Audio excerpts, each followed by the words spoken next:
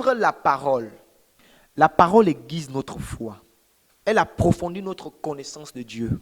Il y a étudier la parole et vivre la parole. J'ai préféré mettre vivre la parole, mais pour vivre la parole, il faudrait la méditer et la mettre dans ton cœur, afin de la vivre. Le problème de l'Église du XXIe siècle, c'est que nous avons gravé la parole, nous avons la parole parfois en nous, mais nous avons un problème pour vivre la parole.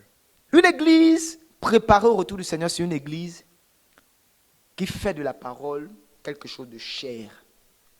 Ça veut dire que cette parole devient chère en nous.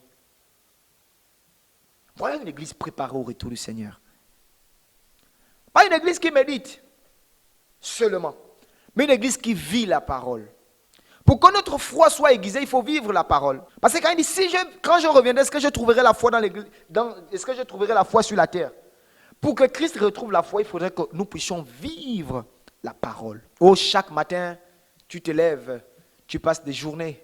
Est-ce que quand tu t'assois en soirée, tu te dis, Seigneur, est-ce que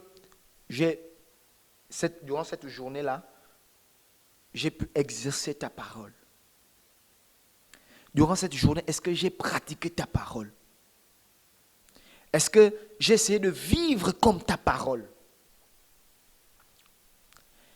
Et beaucoup vont se retrouver entre le fait d'étudier et le fait de vivre.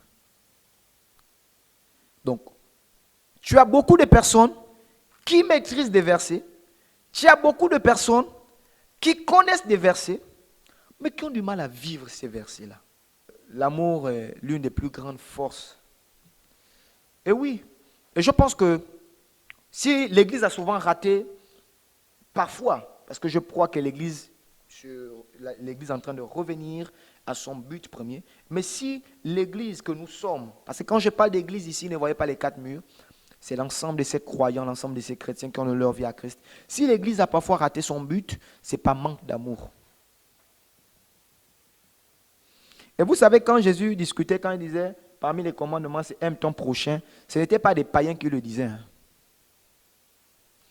Et souvent, nous ratons l'objectif que Dieu nous a donné, c'est souvent parce qu'on n'a pas l'amour.